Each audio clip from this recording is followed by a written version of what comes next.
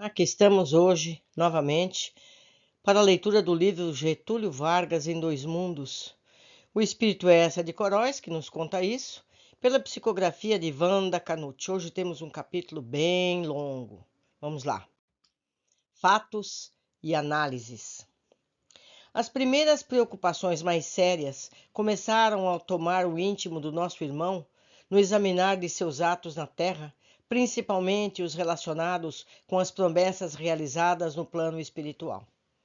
Começava a compreender os compromissos assumidos, a recear as consequências, e, segundo demonstrações feitas, mal havia começado.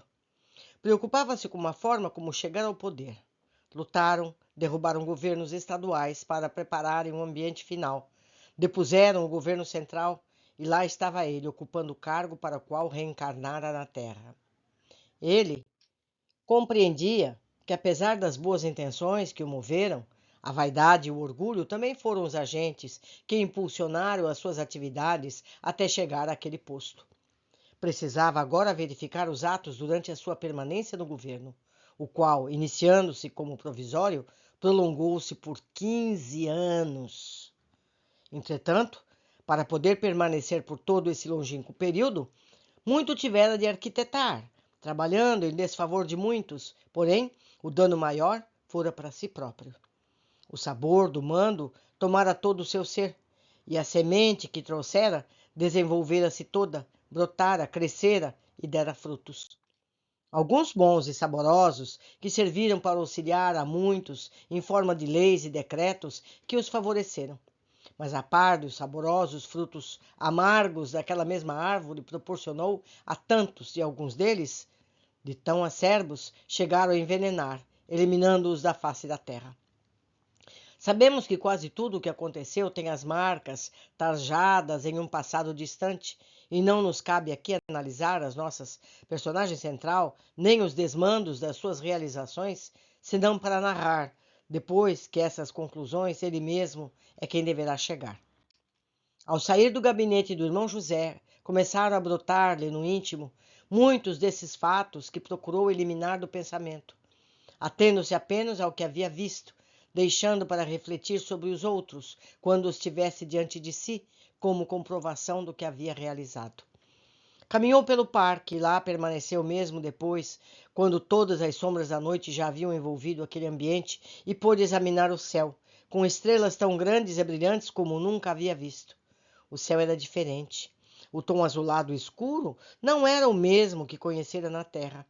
Os pontos luminosos que ele abrigava eram de um brilho muito intenso.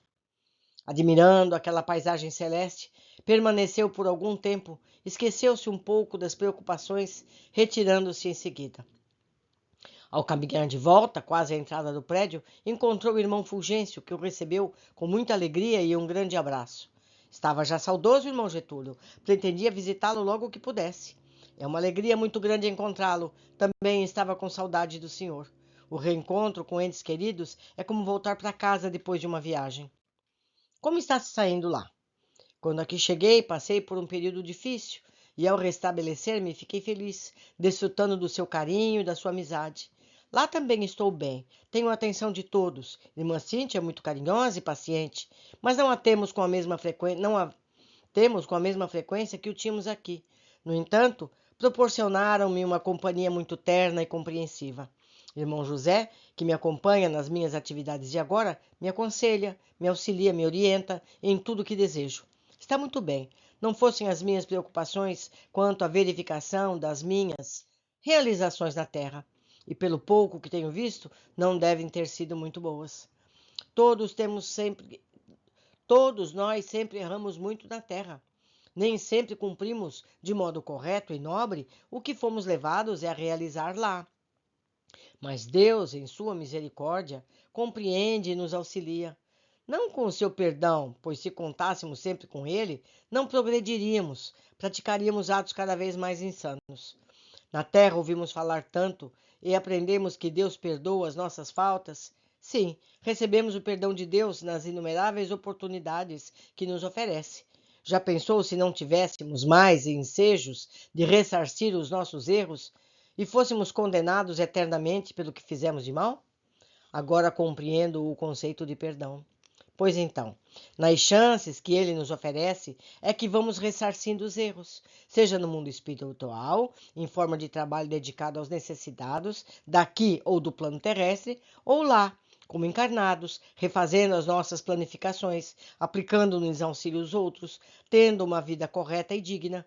Muitas vezes, os nossos débitos são tantos que precisamos renascer em condições difíceis para ficarmos libertos de muitas faltas que nós próprios cometemos em prejuízo de muitos.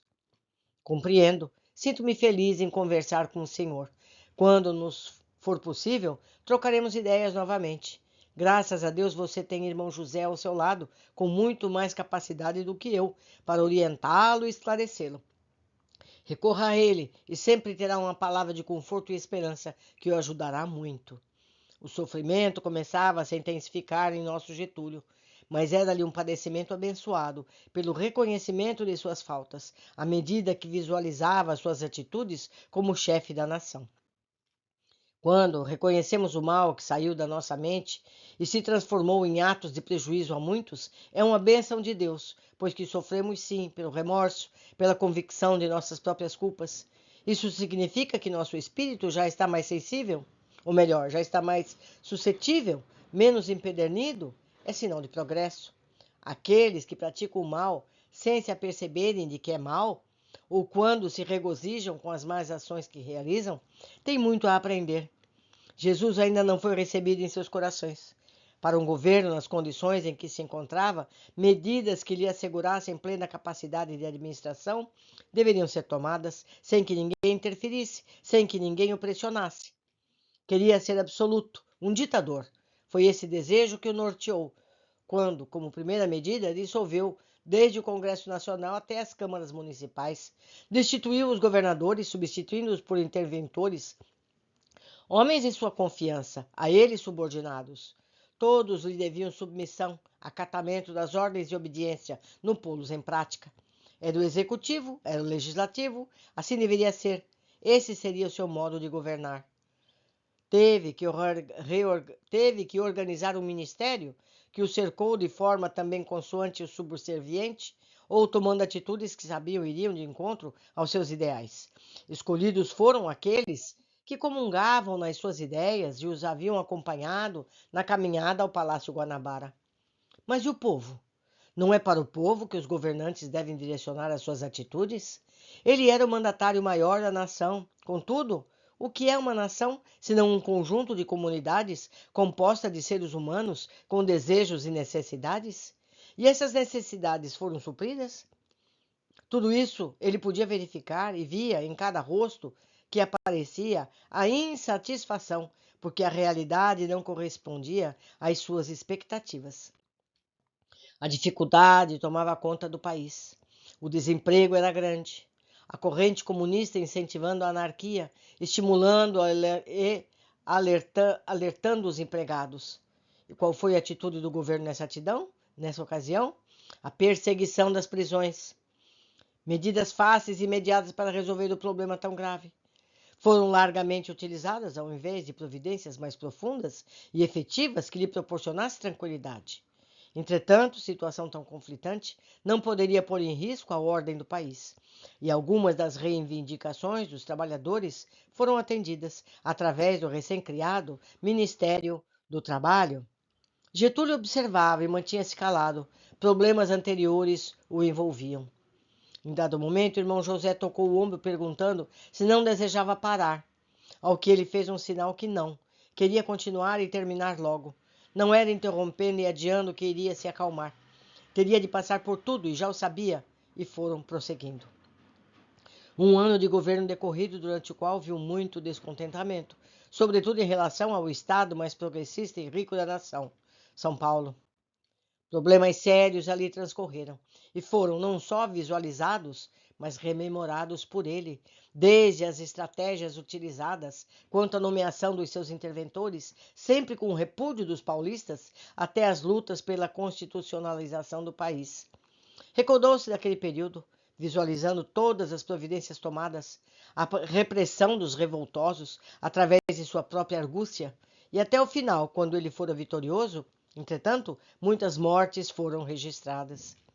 Terminada a exposição de todos esses fatos, irmão José pediu suspendessem as imagens e fossem encerradas as atividades daquele dia. Getúlio voltou a si tão ausente, estava no ambiente ao seu redor, tão compenetrado no que revia. Vamos parar por hoje. Foi um período grande e muito bom para verificar o seu íntimo, apoiado nas imagens que viu e nas lembranças que traz. Está bem, por mim continuaria até o fim. O irmão sabe que não seria benéfico e nem atingiríamos os fins para os quais aqui estamos. Tem razão. Penso que terei agora muito mais que realizar em mim próprio. Retiremo-nos então. Ao saírem da sala, começaram a caminhar para tomar cada um a sua direção. Mas irmão José, verificando que o nosso ex-ditador estava calado, pensativo, revelando grande inquietação, indagou-lhe: Irmão Getúlio, gostaria de fazer um passeio pelo parque comigo?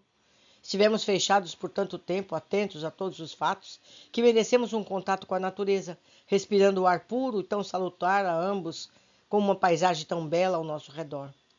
Se o senhor deseja, mas eu, confesso, não me sinto disposto. Todavia devemos ir, talvez seja o melhor. Andaremos um pouco, procuraremos um banco mais afastado para nos sentarmos. Conversaremos, você aliviará o coração, e ao invés de estar só, estaremos juntos. Isso será muito bom. Vamo-nos então. Quando descortinaram o belo jardim que antecedia o parque, irmão José chamou-lhe a atenção, dizendo: Veja quanta beleza Deus nos oferece. Examine em cada flor a sua criação, seu amor aos seus filhos. As flores, esta paisagem tão linda, são ternura que ele criou para os seus filhos. Admirando a pureza do belo, unam-se mais a ele, podendo também se sentir melhores pelas bênçãos da sua criação. Já vi tantas flores pelos caminhos da vida, que na terra também as temos lindas, mas ao vê-los nunca pensei de modo como me é colocado agora pelo Senhor. Pois veja, tudo depende da nossa forma de perceber e analisar cada coisa. Toda a beleza que existe na natureza, à nossa volta, e aqui, muito mais bela que na terra, são as bênçãos que ele dispensa constantemente aos seus filhos. Basta a enxerguemos e procuremos senti-las. Passando por entre as flores, enquanto assim conversavam, chegaram até o parque, onde o silêncio era interrompido apenas pelo canto suave de pequenos pássaros que voejavam entre as árvores, demonstrando alegria e também as mãos de Deus na sua criação. O senhor tinha razão, sinto-me bem melhor. Eu não sei como consegue fazer reflexões profundas à simples visão de uma flor e ao mesmo tempo me acalmar. Isso depende de exercício, de aprendizado. É necessário que aprendamos a ver beleza que Deus colocou em torno de nós. É preciso ver em cada objeto, senão a sua criação, a sua inspiração ao homem. Se aprendermos a nos ligar mais a Deus, erraremos menos. Sentiremos em todos os instantes as bênçãos da alegria e do seu amor. Como sentir alegria e como observar tanto quando preocupações tão intensas tomam o nosso coração? É por isso mesmo, para que não cresçam em demasia dentro de nós e saibamos compreendê-las, não fazendo delas um motivo de desespero, o que seria pior. Compreende-me? Estou procurando compreender, mas acho que devo ainda me exercitar muito para ver tudo como o senhor vê. Bem, eu sei que deseja falar. Podemos nos sentar. Se nos sentarmos, a nossa conversa será mais direta, sem distrações, mais objetiva para as minhas necessidades. Caminhemos então até aquele banco mais além e poderá falar o quanto desejar. Vamos. O banco apontado ficava um pouco mais distante, mas poderiam estar a sós, mais concentrados na expressão verbal das reflexões que Getúlio desejava expor, como também nos conselhos e orientações que irmão José certamente lhe daria. Aqui estamos. Fale agora, eu sou todo ouvidos. O senhor prestou atenção no que vimos hoje, no que nos foi mostrado, não? Não só estive atento à tela, como também em você, que ficou com os olhos fixos no que via, não se desviando um só instante, e às vezes revelava-se muito preocupado. É isso mesmo. Você sabe que eu havia tomado conhecimento de sua vida na Terra, antes de vir para esse nosso trabalho. Devemos estar a par de tudo. É verdade, irmã Cíntia havia dito. Fale, pois, não percamos mais tempo. Não sei como começar, mas quero lhe dizer da alegria imensa que me tomou quando consegui ser levado àquele posto porque tanto ansiava. Planejava, em lá estando, realizar muito em favor do povo, já desiludido e sofrido.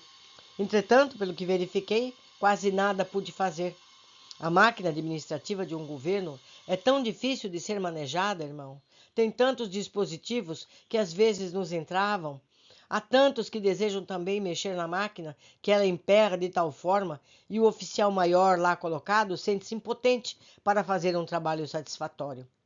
Reconheço que isso é verdade. Muitos têm desejo também de trabalhar e de ajudar um pouco a nação, mas sem saber, estão só prejudicando o seu bom andamento. Mas você não pode se queixar desse particular, pois que ao chegar ao seu posto, uma das suas primeiras medidas foi eliminar muitos daqueles que entravavam a máquina e o engenho do manejador. O que o senhor quer dizer com isso? Ora, irmão, o seu governo foi ditatorial. O Congresso foi fechado, dissolvido. Os governadores eram seus subordinados. Sim, foi o que realizei. Naquele momento não poderia ter sido de outra forma. Teria que governar com o menor número de influências externas possível, para que a administração andasse melhor. Mas tinha um ministério, além dele, também há os que gostavam de interferir. Não compreendo bem onde quer chegar. Será que está pretendendo imputar aos outros culpas que só a você cabem? Talvez seja isso mesmo. Talvez eu queira atribuir às influências externas o que não pude realizar por mim próprio. Por mais absoluto e ditatorial que seja um governo, há necessidade de comandados. O país é de dimensão continental, muitas regiões com todos os tipos de carência, grandes centros com outros problemas. O relacionamento com o exterior de um país sobrevive por si só, muito menos o Brasil, considerado ainda bastante jovem. Por favor, irmão, diga-me alguma coisa que eu possa satisfazer o meu espírito, acalmar as minhas preocupações e acerenar o meu coração. O que o preocupa tanto? Vi que não pude realizar quase nada do que eu pretendia. Procurava solucionar os problemas à medida que iam surgindo e nem sempre de forma correta como devia. Alguma coisa realizou. Sempre alguma coisa se faz, se não com o interesse de ajudar, pelo menos, para que a nação fique satisfeita por algum tempo e esqueça os ataques ou a rebelião que poderia promover.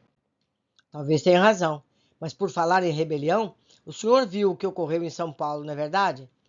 Sim, foi um período difícil para todos nós lá. Muitas famílias perderam entes queridos que lutaram fervorosamente por amor à sua terra, não querendo vê-la dominada por estranhos. Ainda outro motivo se acrescentou a esse: as lutas aumentaram muito, a constitucionalização do país. Mas por que se preocupar agora, se você mesmo procurou, por todas as formas, impedir que eles conquistassem as suas reivindicações? Procurou aniquilá-los, opondo-lhes ação mais direta para não prosseguirem lutando? Tinha que fazer o que foi feito, até que culminou no pedido de paz por eles. Do contrário, as lutas continuariam e se estenderiam muito mais, tanto no tempo quanto no espaço territorial. Não foram esses os seus pensamentos naquela oportunidade? Era o receio de que também o Rio de Janeiro fosse alcançado, era o receio que também ser deposto e perder o governo. De alguma forma tem razão, e vendo assim sinto-me ainda mais culpado. Mas tinha que agir como fiz. São Paulo era um centro progressista e o senhor sabe o quanto eles haviam dominado o poder federal. Se São Paulo vencesse, tudo voltaria a ser como antes.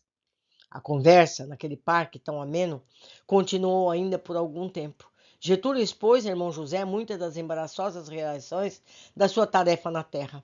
Algumas vezes, querendo encontrar justificativas a si próprio, irmão José, porém atento, conhecedor de todos os fatos, fazia-o ver, examinar e concluir.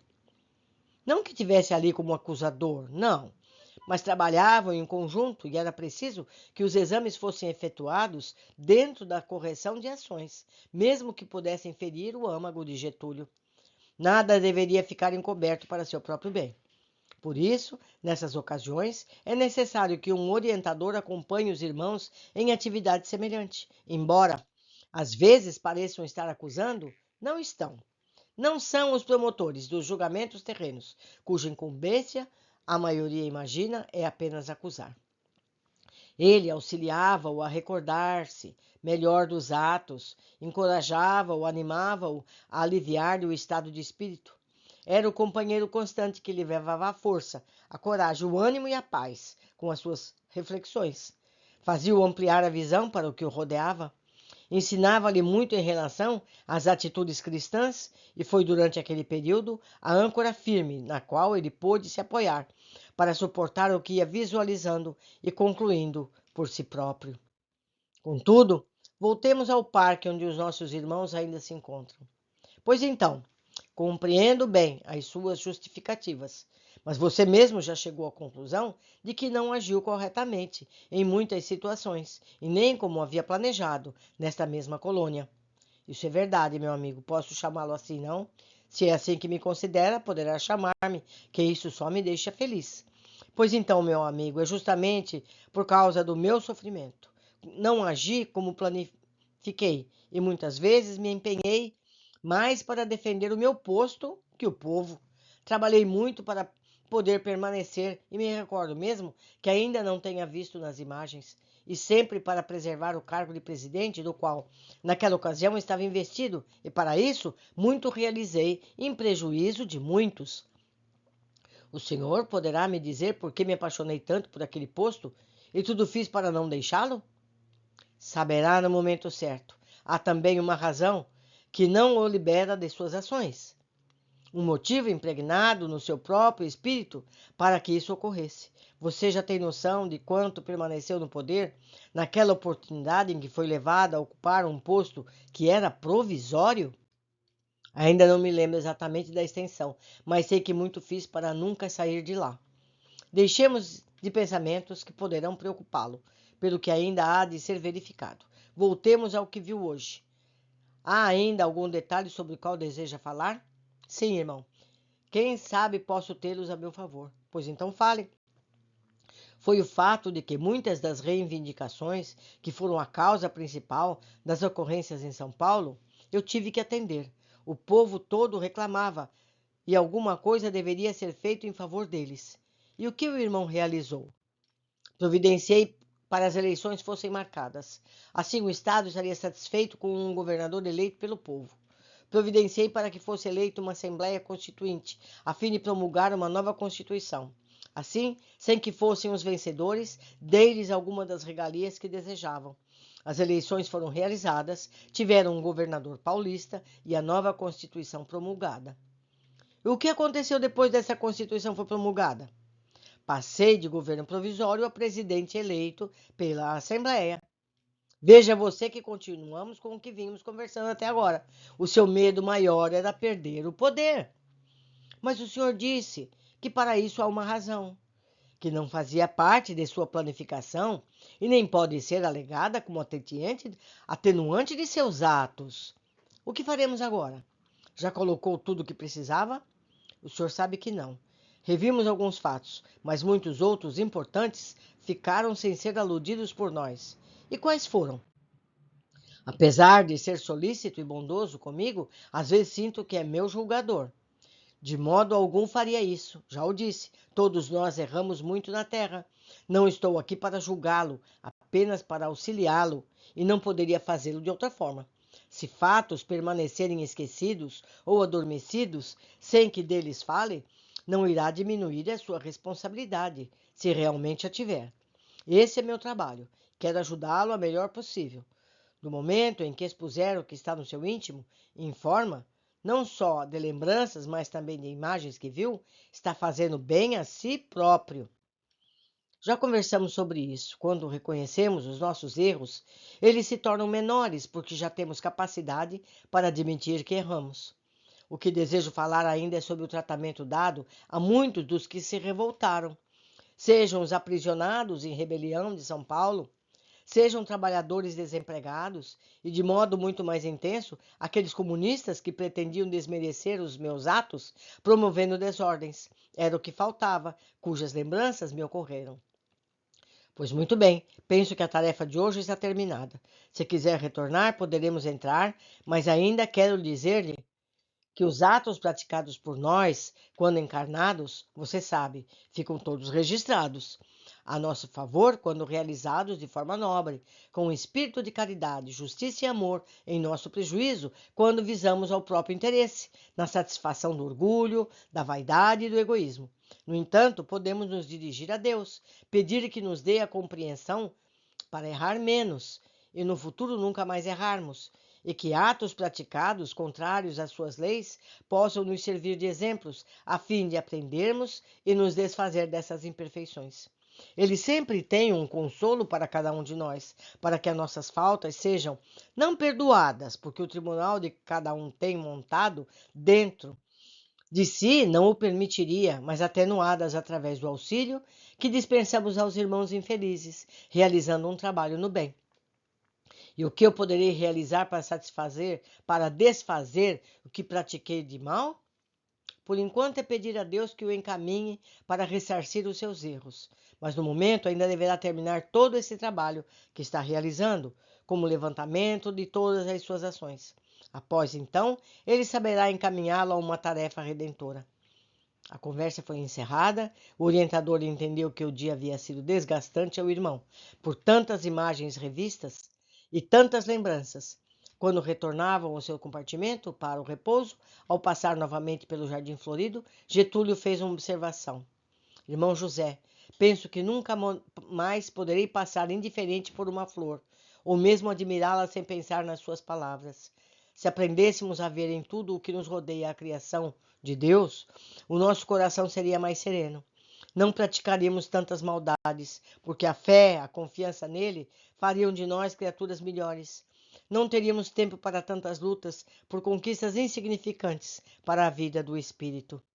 Muito bem, fico contente que tenha aprendido a lição, e cada vez que observar uma flor, não se lembre de minhas palavras, mas da magnanimidade do Criador do Universo. Continuaram o caminho, porém, irmão José ainda tinha trabalho no seu gabinete, enquanto Getúlio repousasse, e ao despedir-se recomendou-lhe: procure repousar sem pensar em nada do que conversamos. Amanhã retornaremos ao trabalho, e muitos fatos irão se acumulando. Tentarei não me lembrar de nada. Um bom remédio para isso é a oração. Ore a Deus, que receberá o conforto de que necessita. Meus amigos, nós precisamos tomar para nós esses conselhos.